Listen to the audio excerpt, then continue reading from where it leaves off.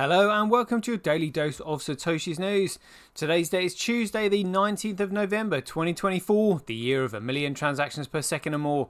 Experience the best of both worlds today at betbitcoinsv.com, the best casino and sports betting on chain. Have a little flutter in private using the original protocol and genuine Bitcoin. Right, let's get into it. Great article, well, great looking article here. This is written by Brian Danger. Says Craig Wright attacks billionaires for treating Bitcoin as speculative asset. Actually sounds quite interesting. I've just had a quick look through Cointelegraph. Couldn't actually really see anything that took my fancy, but see if they've got anything. There was this article here by Bitcoin Magazine saying Jack Mauler's new video about Bitcoin scarcity is right on the money. Yeah, really, because it's scarcity made number go up, isn't it? False. Sarcasm there. Some articles here by BSV Blockchain. We've got this really funny report on here by Fox News about Scottie Pippen thinking that he met Satoshi back in 1993 and also he appeared to him in a dream. Honestly, hilarious. Little bit, 365 days of Bitcoin history. We'll go through some figures and that'll be the end of the show. Right, let's get into it. Satoshi, like a cowboy in the West, riding on the blockchain that they call the very best. 1 million strong, them transactions flying free. Just wait for the Terra node, you'll surely see. Here we go. Right, quite looking forward to reading this one. Looks quite interesting. Craig Wright attacks billionaires for treating Bitcoin as speculative asset. Craig Wright slams billionaires for hoarding Bitcoin and turning it into a mere speculative asset. This was written on November 17th. Too long didn't read here, just bits. Craig Wright's take on takes a jab at Bitcoin holders. Wright claims the elites have turned the original crypto into a speculative asset, and he reiterated Bitcoin's vision for serving billions. All right, okay, right, let's get into it then. So, self-proclaimed Bitcoin evangelist Craig Wright has attacked billionaires, accusing them of turning the world's largest cryptocurrency by market cap into a mere speculative asset. Wright's opinion came barely 2 weeks after he teased his infinite Bitcoin scaling solution with Terranode, claiming he had worked on it for the last 15 years. Wright said the solution would eliminate unreasonable fee hikes and power a borderless electronic cash system when introduced to the public within the next decade. Hope it was a bit sooner than that. Craig Wright's issue with the Bitcoin billionaires. In a recent expo shared on an account he started promoting in September, Wright accused billionaires of twisting Bitcoin's narrative, turning it into an asset that caters to a select few lounging in the penthouses of financial privilege. So this was the actual statement. I'm assuming Craig Wright saying Bitcoin was built for billionaires. Bitcoin was built for the billions, not the billionaires, the post read. The billionaires who thrive on exploitation of opaque financial systems and centralized control have twisted this narrative. They seek to reduce Bitcoin to a mere speculative asset, a tool for hoarding rather than creating. Nothing that the Bitcoin narrative by billionaires was ultimately futile. Wright asserted that the crypto asset's creation was a testament to how technology can provide a platform where value can flow without interference from gatekeepers, siphoning wealth while pretending to foster security and stability. According to Wright, Bitcoin's original protocol aims to reward producers, traders, and innovators with a growth framework that prioritizes individuals as the fundamental unit of economic progress. Additionally, Wright believes that Bitcoin's essence is to empower billions with accessible and low-cost transactions as the engine of capitalism in its purest form. Fantastic. That was actually a pretty good article there. Quite like that one. Great stuff. All right, let's see if we can find anything on Cointelegraph. There's not really too much on here, really. Chainlink, Microsoft, Banco, collaborate on Brazil's CBDC pilot. Why the XRP price is down today? Who cares? It's a piece of shit. It is an economically worthless, unregistered security offering. California judge rules DAO members liability under partnership laws. Oh, let's have a look at this one then. California judge rules DAO members liable under partnership laws. And who else has been saying this? Craig has been saying this. He absolutely nailed this. And this is an article just 7 hours ago. So it says here, a 16Z crypto Miles Jennings post on X that the ruling is a huge blow to decentralized government. Decentralized governments. It's not decentralized. And how can governance be decentralized? Honestly, it's either economically competitive or it's centrally controlled. There's no such thing as decentralized governance. What a load of crap.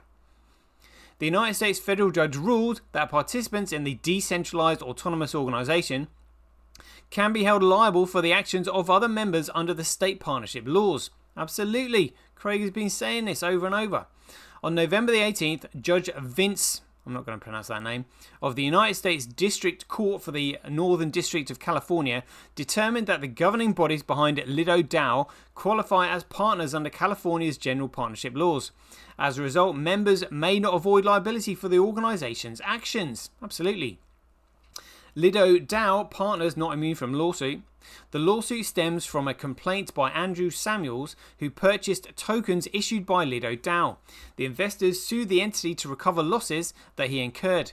Samuels alleged that the tokens were unregistered securities, arguing that Lido DAO should have registered them with the US Securities and Exchange Commission. Samuels contended that because the Lido DAO never registered the securities, it is liable for his loss under Section 12A1 of the Securities Act, the lawsuit stated. The court ruled that Samuels adequately alleged that Lido DAO and its identifiable partners could not claim immunity. According to the filing, the judge determined that Lido DAO qualifies as a general partnership under California law, holding partners accountable.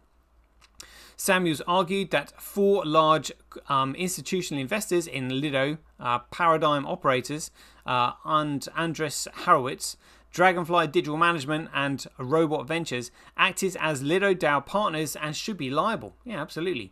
In response, the 4 entities involved filed motions to dismiss the case.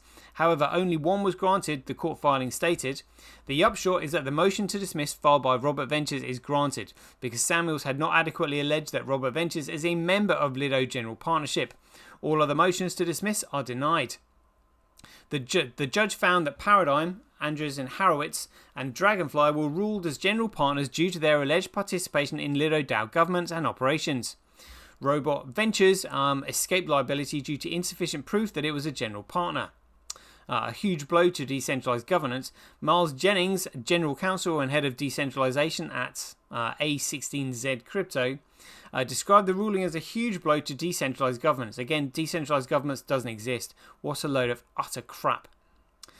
So he's posted here today, California judge dealt a huge blow to decentralized governments because decentralized governance is an absolute load of crap. Under the ruling, any DAO participation, even posting in a forum, could be sufficient to hold DAO members liable for the actions of other members under general partnership laws. It's a time to DUNA. Jennings said that under the ruling, even posting in forums could be enough to hold DAO members liable for other members' actions under the general partnership laws. Yeah, absolutely. Finally, there's something come to fruition. I mean, if only they'd listened to Craig a long time ago. They would have figured this out then instead of learning the hard way. Let's have a look at this. Bitcoin Magazine says Jack Moore's new video about Bitcoin scarcity is right on the money. Yeah, again, it's all about scarcity. It's nothing about tether printing, is it? What a load of crap. Jack Mallers reveals why Bitcoin isn't just an inflation hedge, but the ultimate financial solution, highlighting its unmatched scarcity in a world where everything else multiplies like rabbits. Alright, so well, if it isn't Jack Mallers dropping truth bombs like they're going out of fashion. His latest video on Bitcoin scarcity has me more thrilled than a Brit who's just found out the pubs open early. You see, we Brits have a knack for understanding, but when it comes to Bitcoin, subtly takes a back seat. We often babble on about Bitcoin being an inflation hedge, as if it's some sort of financial umbrella protecting us from monetary drizzle. But let's cut the crumpets. The real magic lies in its infinite supply. Oh my god. No, it doesn't. In its finite supply. It's got nothing to do with its supply, actually, at all. It's to do with utility, and that is it. If something is useful, it's valuable. If something is useless, it's worthless. That is it. In his recent episode of the Money Matters podcast, streamed live on 11 November 2024, Mallers didn't just hit the nail on the head, he used a sledgehammer. Bitcoin is a solution, it's not a hedge, he proclaimed, with the kind of conviction you'd expect from someone who's just discovered tea and biscuits. He pointed out the glaringly obvious yet often overlooked fact that Bitcoin is the only asset where increased demand doesn't lead to increased supply. If everyone suddenly wants an iPhone, Apple will churn them out faster than they can say planned obsolescence. But if everyone wants Bitcoin, well, tough biscuits. There's a fixed supply and that's it. Yeah, but there's an unlimited supply of shitcoins, like BTC. Maulers eloquently stated, Bitcoin is the most performant asset in the world because it's the scarcest asset in the world. It's the only asset that demands a higher price for more supply. It's like trying to get tickets to a sold-out Oasis concert. The more you want them, the more you have to cough up. He also took a delightful jab at those who think Bitcoin is just another cog in the financial machine, correlated to stocks or precious metals. It's as if he's telling us that while the world fiddles with monetary policies like a cat with a ball of yarn, Bitcoin stands unflinchingly firm. Really? Well, let's talk about relating this to metals on the market. Everybody we've seen now, because the financial system is corrupt as hell, everybody is like just simply trading paper, silver. That's all it is. And this is what the ETFs are doing. And this is what the crypto shitcoin exchanges are doing. There is more BTC available on the shitcoin exchanges than there will ever be in supply. So they're just simply doing it again. You know, I mean, I guess he might be talking about, look, if you hold it in your wallet, and it has to be a non-custodial wallet, again, which all those douchebags over at BTC are not promoting, and promoting Lightning and all this crap. There's going to be nothing here. There's going to be nothing here about Tether. That's right, it's all about scarcity, make number go up. What a load of crap. Oh, I can't even be bothered to read the rest of it.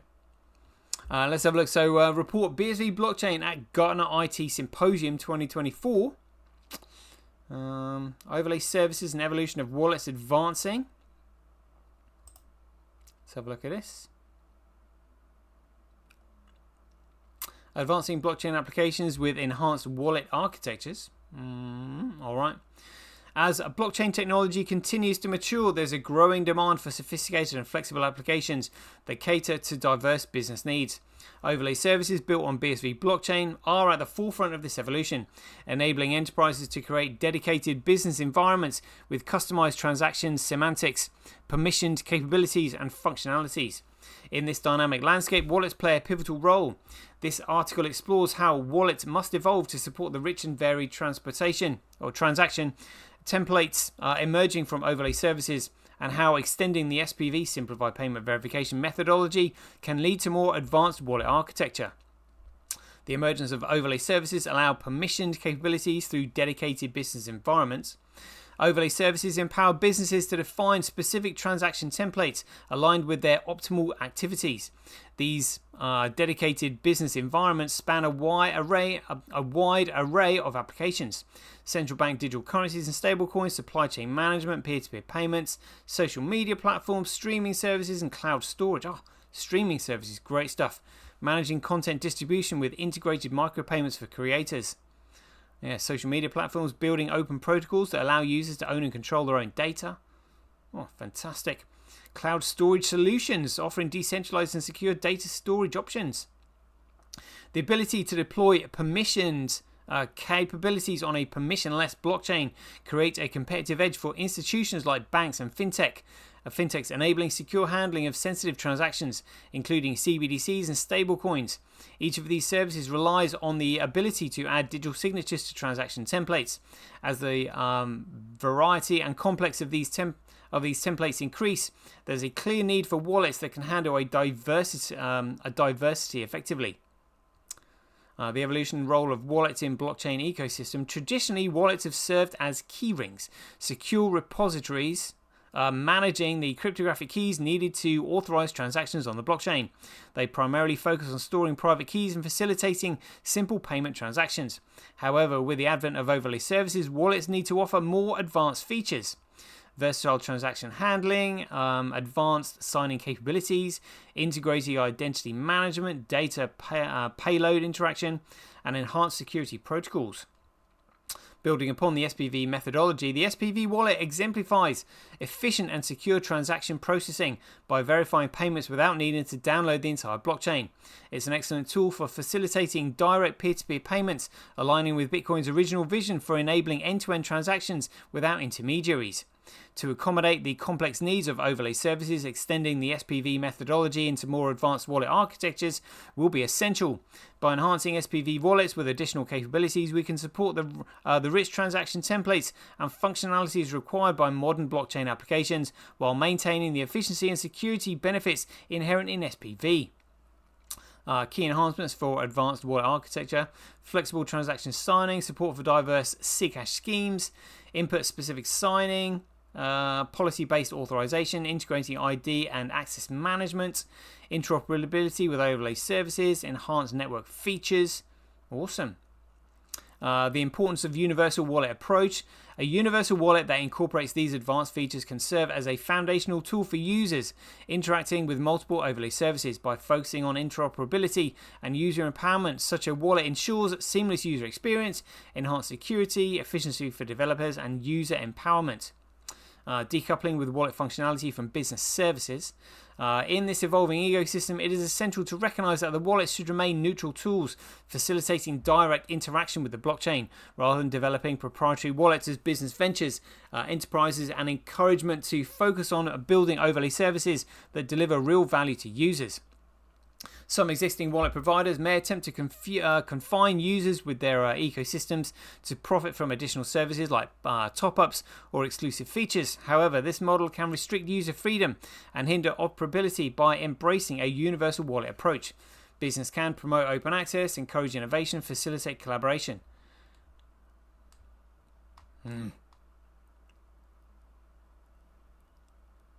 60 minutes, still got time to go over this. Balancing standardization and customization. While a universal wallet provides a solid foundation, there must still be scenarios where custom wallet solutions are necessary. Specialized industry needs, innovative functionalities, In such cases, aligning with common standards where possible will enhance interoperability and user experience, benefiting the broader blockchain community. Let's turn that off. Conclusion: advancing towards a unified and empowered blockchain ecosystem. The evolution of overlay services signifies a shift towards more diverse and sophisticated blockchain applications.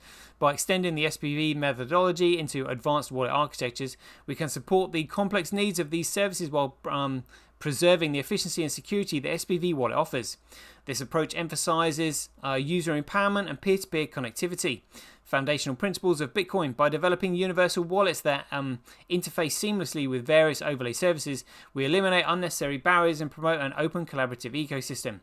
Businesses can focus on delivering exceptional services within their dedicated environments, leveraging the robust capabilities of BSV blockchain without the overhead of developing proprietary wallets. User benefits from greater control, flexibility, and a streamlined experience across multiple platforms. In embracing this direction, we set the stage for a more interconnected and innovative blockchain landscape, one where technology serves the diverse needs of businesses and users alike, driving forward the potential of blockchain applications in the real world. Oh, that was actually a really good article. That was great. Awesome. Loving that. Right, 18 minutes. Let's get on to this. This was hilarious. So this was Scottie Pippen saying that he met Satoshi in 1993 and also in a dream. Like, honestly, you've got to listen to this. This is hilarious. Over the weekend, my next guest actually claims that he met Satoshi. Watch this. You mentioned you met Satoshi in Seattle in 1993. Yes. He also came to you in a dream. You have a nice relationship with Satoshi. I feel like I do. Yeah. I feel like I have a story to tell. Definitely have an opportunity to meet him back in 1993. What an absolute load of crap. 1993. The white paper wasn't even written until 2008. You know? We should have worked out how old Craig would have been in 1993. Like, good grief. So everything was 39 in 2008. So it was 8 and 7, so it was 15 years less, so 35, 29. So Craig would have been, 26. So he's claiming they met Craig in Seattle when Craig was just the tender age of 26. You know, what a... I mean, what's he talking about? And then he met him in a dream. And look at Michael Saylor's face. He's like, you know. So, interesting point. Actually, we'll just listen to the rest of the video. Joining me now, NBA legend Scottie Pippen. Scottie, I got to tell you, Michael Saylor gave me that look like, okay, my man, we want to hear this story, so I'm glad you came on the show to share it with us. He definitely gave me a beautiful look after I said that. But yes, I was actually telling him that I met him in 1993, but more so, currently, I was able to speak to him in a dream. In 1993, what were those Yeah, all right, mate. circumstances, though? And did you know about did he explain Bitcoin to you way back then? No, he didn't explain it to me then. If so, I would have been a lot farther ahead of the game. Explaining Bitcoin probably wasn't even developed then, because there is so much that would have needed to have gone into it. I mean, jeepers. And like most people, I sort of got out the gate late. I started really learning about Bitcoin last year. I think it was around 33,000 or so per coin. So I really started to study the whole world and to try to get a little bit more educated about it.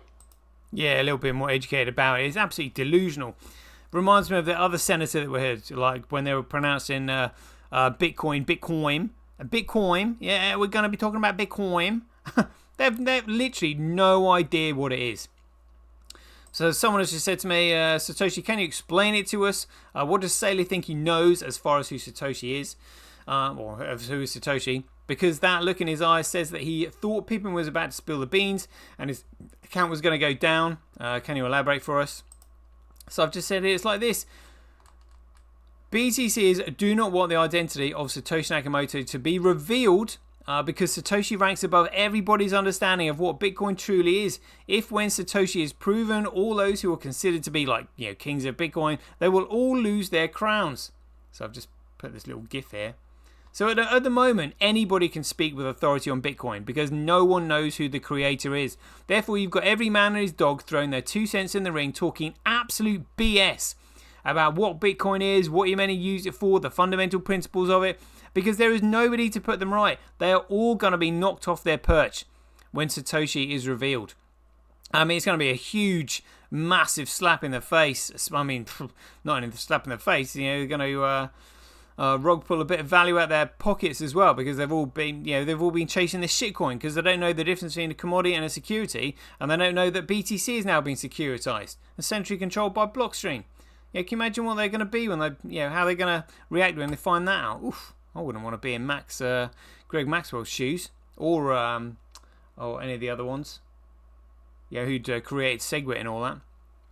A little bit of 365 days of Bitcoin history. On this day, on the 19th of November 1967, on this day in 1967, Harold Wilson went on television to reassure viewers that the pound in the pocket would be unaffected by the devaluation of sterling. Honestly, more absolute BS when you realise what the politicians are actually saying there. So the sterling is going down, but the pound in your pocket is going to remain the same. Yeah, a pound is just a pound. What a load of crap. Literally, they must think we're so dumb. Also, on the 19th of November 2023, who is the real Satoshi Nakamoto? Scientists fight to prove he's a Bitcoin creator. Craig Wright is taking on Twitter founder and other tech giants at the High Court. The prize is becoming one of the world's richest men. Well, if he's Satoshi, he's already one of the richest men. But this was the article here in the Sunday Times. It was quite interesting, but I've just tried to go back on the Wayback Machine, and again they've removed that article as well. They're just deleting the history. They don't want people to know about it. So yeah, that's a little bit of Bitcoin history. Let's have a look at the figures. So we got Bitcoin here. It's just $69 according to CoinDance. It's 68.7. Top left of Preve. Transactions though, look at this, 94.38. Block size 92. Some decent sized blocks coming through here. 1646 megabytes, 25. I mean, small compared to what we're used to. Gigabyte blocks there, unfortunately. 169,000 times cheaper to transact on Bitcoin than Corecoin. or Greg Coin. It's 24 points. You're mining Bitcoin at a 24.6% comparable loss to a Greg Coin. That's Greg Maxwell Coin. Oh, look at this daily average Bitcoin transactions per block going up, and that's on the log curve. That is on the log curve. Beautiful. Let's have a quick look at that. There we go. Look at that. Bit info charts. So we've got a 9,546,413 transactions over the last 24 hours. Let's just cross-reference that with what is on chain. Yet 9,500,000 in the last 24 hours. Beautiful. Looking forward. I love seeing that. So let's just have a look at Bitcoin versus Greg Coin. So we had Greg Coin, all those selling their supplies of BSV there. And then the price popped up again, and it's popped up again, just come down. But look, it's still just trending upwards. Trending upwards. Oof. I wonder if they have run out of their BSV reserves. Oof, fascinating stuff. Right, there we go. That's the 25-minute show. Hope you enjoyed it. And as ever, if you enjoy these updates, please ding your donations for your appreciation to either Satoshi at sentme.com, handcash.io, simply.cash, related.com, rockwallet.me, or senti.ch. We'll leave you there. Hope you enjoyed it. As ever, be aware, take care, stay safe out there, and we'll see you in the next one.